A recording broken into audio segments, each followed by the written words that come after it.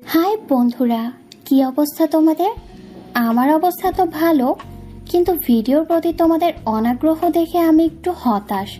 তো দয়া করে আমার ভিডিওগুলো বেশি বেশি দেখতে থাকো আর লাইক কমেন্ট শেয়ার করে আমায় ধন্য করো। আমি চন্দ্রিমা বড়ুয়া। আমি তোমাদের শোনাবো আমার স্টুডেন্টের সাথে ঘটে যাওয়া এক রোমান্টিক ঘটনা। এই কাহিনী আজ থেকে 2 বছর আগের ঘটনা। তো চলুন বন্ধুরা, শুরু করি আজকের গল্প। আমার স্টুডেন্টের নাম ধানুষ। ও এখন ভালো মাইনের একটা চাকরি করে। একদিন অফিসিয়াল কিছু কাপড় কেনার জন্য এক দোকানে আসলো। সেখানে 30-32 বছর বয়সে আমি বসেছিলাম। আমিও কিছু কেনাকাটার জন্য বাজারে গিয়েছিলাম। এবার আমাকে দেখে ওর মনে হলো ও এর আগে আমাকে কোথাও দেখেছে, তবে ওর ঠাহর করতে না পেরে আর চোখে কয়েকবার আমাকে দেখলো। আমিও ওর দিকে চাইলাম, তবে আমি কিছুটা চিনতে পারলাম। এভাবে দেখতে গিয়ে আমাদের বেশ কয়েকবার চোখাচোখি হলো।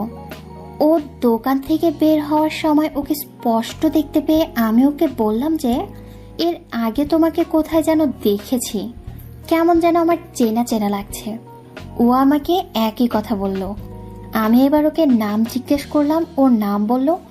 ওর নাম শুনে হঠাৎ হেসে দিয়ে বললাম, ধানুষ তুমি এত বড় হয়ে গেছো?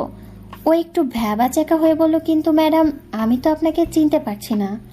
আমি মুখে হাসির ভাব নিয়ে বললাম, আরে চিনবে কিভাবে, আজ থেকে প্রায় 8 বছর পর দেখা হলো। ও আবারও আমতা আমতা করে বলল, কিন্তু ম্যাডাম আমি এবার বললাম, আমি তোমাকে আগে স্কুলে পড়াতাম, ভালো করে মনে করে দেখো। এই কথা বলার সাথে সাথে ওর মনে পড়ল। ও এবার খুশির ফোয়ারা তুলে বলল, কত বছর পর আপনাকে দেখছি, কোথায় ছিলেন এতদিন? আমি বললাম, এই দেশেই ছিলাম। সে অনেক কথা, সব বলবো তোমাকে, আগে আমাকে আমার বাসায় একটু লিফট দাও কষ্ট করে। ধানুষ আর না করতে পারলো না। ও এবার আমাকে ওর গাড়িতে বসতে বললো আর ও গাড়ি চালাতে লাগলো। টুকটাক কথাবার্তা বলতে বলতেই ওকে আমি জানালাম আমি গতকাল এই বাড়িতে এসেছি। এতদিন বাবার বাড়িতেই ছিলাম। স্বামী মারা যাওয়ার পর থেকে বাবার বাড়ি ছিল আমার মনের মন্দির। আসলে মেয়েদের স্বামী মারা গেলে স্বভাবত তারা বাবার বাড়িতে আশ্রয় নিয়ে থাকে, কারণ মেয়েদের শেষ আশ্রয়স্থল হচ্ছে বাবার বাড়ি। আমি ওর সাথে অনেক গল্প আলাপ করলাম, ওর বর্তমান অবস্থা সম্পর্কে জানলাম। তাতে বুঝলাম ও এখন বেশ মহাসুখের দিনাতিপাত করছে। আসলে শিক্ষকের চেয়ে স্টুডেন্ট যখন ভালো অবস্থানে থাকে তখন শিক্ষকের মনে বেশ আনন্দ বয়ে যায়, যে আনন্দ দেখার মতো না। যাই হোক, অনেক খোশ গল্প করতে করতে আমার ঘরের সামনে প্রায় এসে পৌঁছলাম। আমি গাড়ি থেকে নেমে ওকে বললাম, এই ধানুষ তুমি ভিতরে এসে এক কাপ চা খেয়ে যেতে। যেহেতু ম্যাডাম বলেছে তাই ও আর না করতে পারলো না। এবারও গাড়ি এক পাশে রেখে বাড়ির ভেতরে ঢুকলো। ওকে ডাইনিং রুমে বসতে বললাম, ও বসে পড়লো। আমি সব কিছু গোছগাছ করার জন্য শোবার রুমে চলে গেলাম। ও জানতে চাইলো, আচ্ছা এতদিন পর আপনার এই বাড়িতে আসার উদ্দেশ্য কি? আমি ওকে বললাম, আসলে কিছুদিন এই বাড়িতে থাকবো, তারপর বাড়ি বিক্রি করে দিয়ে চলে যাব, আর এই সময় কোনো একটা স্কুলে চাকরি করব। কথা বলতে বলতে আমি আমাদের দুজনেরই জন্য চা বানাতে লাগলাম। তবে আমার বাড়িটা ছোট হলেও বেশ সুন্দর, ছিমছাম, সব কিছুই সাজানো গোছানো। দেখে বোঝা যায় আমরা স্বামী স্ত্রী দুজনেই অনেক শখ করে সব নিজের হাতে সাজিয়েছি। এক সময় চা তৈরি হয়ে গেলে আমি ওকে চা খেতে ডাকলাম। ও তখন ঘুরে ঘুরে পুরো বাড়ি দেখছিল। চা খেতে খেতে ও আমাকে বলল, যদি কখনো কিছুর দরকার হয় আপনি কোনো রকম সংকোচ ছাড়াই আমাকে জানাবেন। আমি ওর এমন দৈব বাণী শুনে বললাম, ঠিক আছে আমি জানাবো, কিন্তু কিভাবে? তুমি আমাকে তোমার মোবাইল নাম্বারটা দিয়ে যাও। এদিকে এমনিতেও আমার ঘরটা অনেক ময়লা হয়ে আছে, অনেকদিন ছিলাম না যেহেতু। আর আমি ভাবছি কোনো স্কুলে জয়েন করব, তাই স্কুলও খুঁজতে হবে। ও বলল, ঠিক আছে আমি আপনার ঘর সাফাই করে দেব। ও এই কথা বলল এই কারণে যে আমি ওর টিচার ছিলাম, তাই এটা ও করে দিতেই পারে, এতে মান সম্মানের হানি হবে না। ও এবার আমাকে বলল আমি আমার বাসায় গিয়ে কাপড় চেঞ্জ করে এসে শুরু করব সাফাইয়ের কাজ। এই বলে ও বের হতে ধরলো। আমি বললাম, থাক তোমায় লাগবে না। ও কিছুতেই আমার কথা শুনতে চাইলো না। ও করবেই, জীবনে কিছু হেল্প করার সুযোগ পায়নি বলে ও এই কাজের অফার কিছুতেই ছাড়তে চাইল না। আমিও আর বেশি জেদ করলাম না। আমি বললাম ঠিক আছে, তুমি তাড়াতাড়ি এসো। ও বলে দ্রুত ঘর থেকে বেরিয়ে পড়লো এবং নিজের বাসার উদ্দেশ্যে রওনা দিল। ও বাসায় পৌঁছে তড়িঘড়ি করে কাপড় বদলিয়ে আমার বাসায় চলে আসলো। ঢুকে দেখলো আমি শুধুই ব্লাউজ আর পেটিকোট পরে ঘরের কাজ করছি। ও যে কখন থেকে আমায় এই অবস্থাতে দেখছে তা আমি সঠিক বলতে পারবো না, তবে বেশ কিছু সময় ধরে হয়তো দেখতেছিল। হঠাৎ আমি ওকে দরজায় দাঁড়িয়ে থাকতে দেখে বললাম, কি ব্যাপার, তুমি কখন আসলে? আর এত দ্রুত আসবে আমি ভাবতেও পারিনি। ঠিক আছে, তাড়াতাড়ি আসছো যখন কাজে নেমে পড়ো। ও আর সময় নষ্ট না করে শার্ট খুলে কাজে লেগে পড়লো। এদিকে আমি আমার কাজ করতে লাগলাম। এক সময় কাজের প্রেসারে ঘাম বেয়ে পড়তে লাগলো আমার শরীর থেকে।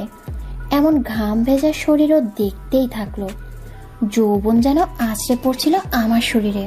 ও মনে মনে ভাবলো বেচারি বেশি দিন স্বামী সোহাগ পায়নি, ভালো করে পাওয়ার আগে মারা গেল।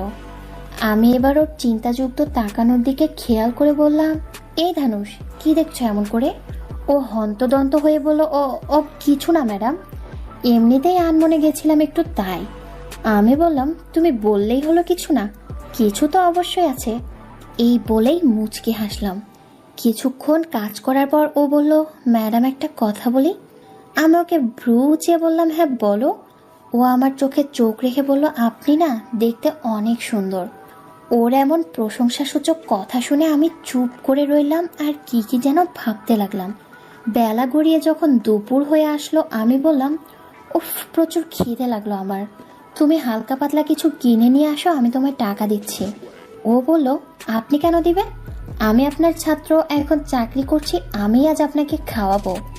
এই বলে ধানুষ বেরিয়ে গেল এবং দুটো বিরিয়ানির প্যাকেট আর কিছু খাবার নিয়ে আসলো। ও যখন খাবার নিয়ে ফিরল তখনও দরজা খোলাই ছিল। দরজার সামনে আসতেই দেখলো আমি সোফার উপর শুয়ে বুকের উপর হাত দিয়ে আছি। সেই আগের মতো দরজায় দাঁড়িয়ে ও খুঁটিয়ে খুঁটিয়ে আমায় দেখতে থাকলো। কাপড় ঢেলে পাহাড় দুটো যেন বেরিয়ে যেতে চাইলো। অপূর্ব আমার দেহের গড়ন। ও পায়ের দিকে তাকিয়ে দেখলো এক পা ভাঁজ করা, অন্য পা সোজা। আমি চোখ বুজেছিলাম তাই আমি ওর এমন লুকিয়ে দেখাটা টের পেলাম না। আমাকে এই অবস্থায় দেখে নিজেকে সামলাতে অনেক কষ্ট হলো। আমার শরীরের রং ছিল ফর্সা আর সেই সাথে গোলাপি রঙের একটা ব্লাউজে আমাকে অনেক কামুকি লাগলো। ও এবার মন্ত্রমোহিতের মতো আস্তে আস্তে এসে আমার ভেতর বাহির দেখতে লাগলো। কখন যে ও সব ভুলে অজান্তেই বোলাতে শুরু করলো টের পাইনি। অনেকটা সাহস করে কম্পিত চিত্তে আস্তে আস্তে ছুঁয়ে দিল। স্পর্শ পেতেই আমি ধরফড়ে উঠে জিজ্ঞেস করলাম, এই কি করছো তুমি? আমার এমন ধমকের কথা শুনে সাথে সাথে ওর মুখ লাল হয়ে গেল লজ্জায়। ওর মুখ থেকে কোনো শব্দ বের হলো না। ঠিক মনে হলো ও কারেন্ট শক খেয়ে মূর্তি হয়ে গেল। ও এবার বিদ্যুৎ গতিতে আকস্মিকতায় ছুটে যেতেই আমি বললাম, অনেক পাকা হয়ে গেছো তুমি, তাই না? এসব খাবার খেয়ে নাও, অনেক কাজ এখনো বাকি পড়ে আছে। খাওয়া শেষ করে আমরা আবার কাজে লেগে গেলাম। ও কাজের ফাঁকে ফাঁকে আর চোখে আমাকে দেখতে লাগলো আর কাজ করতে লাগলো। ওদিকে সময় নদীর স্রোতের মতো গড়িয়ে চলল। হঠাৎ ঘড়ির দিকে নজর পড়তেই দেখলাম তখন রাত প্রায় 9টা। এত সময় যে কিভাবে পার হয়ে গেল টেরই পেলাম না। আমি এটা খেয়াল করে ওকে বললাম, এই ধানুষ, 9টা বেজে গেল অথচ কাজ শেষ হলো না তো। এখন তো আমাকে একা একাই 10 বা 11টা পর্যন্ত কাজ করতে হবে। তুমি যদি থাকতে তাহলে অতি তাড়াতাড়ি শেষ হতো। আর কিছু কিছু ভারী কাজ আছে, আমি মেয়ে মানুষ হয়ে এগুলো করতে পারবো না। যদি পারো তো তুমি না হয় থাকো। ও এবার মুখে হাসির ছাপ নিয়ে বলল, ঠিক আছে ম্যাডাম, আমি বাসায় ফোন করে দিচ্ছি, বলবো যে আমি বন্ধুর বাসায় আছি, কাল সকালে যাব। আমি ওকে এমনটাই বলতে সম্মতি দিলাম। রাত প্রায় 11:30 নাগাদ কাজ শেষ হলো। আমি বললাম, আমি আর থাকতে পারছি না, গা কেমন যেন ছিটবিট করছে, আমি গোসল করে আসছি, তুমি এইটুকু শেষ করো। এই বলে দেরি না করে আমি বাথরুমে চলে গেলাম। গোসল শেষে যখন আমি বের হলাম তখন আমার পরনে একটা ট্রান্সপারেন্ট নাইটি ছিল। বন্ধুরা, এখন আমি আমার সম্পর্কে কিছু বলি আপনাদের। আগেই বলেছি আমার গায়ের রং ফর্সা আর ফিগারও আকর্ষণীয়। এমন অবস্থায় আমাকে দেখেও চমকে উঠল। বন্ধুরা, আজ এই অবধি। এই গল্পের পরবর্তী অংশ শুনতে চাইলে আমার চ্যানেলটি সাবস্ক্রাইব করে আমার সাথে থাকো। আর হ্যাঁ, আমার ভিডিওগুলো দেখার জন্য তোমাদের অধিক আগ্রহ পেতে চাই আমি। সবাই ভালো থেকো, সুস্থ থেকো। ধন্যবাদ।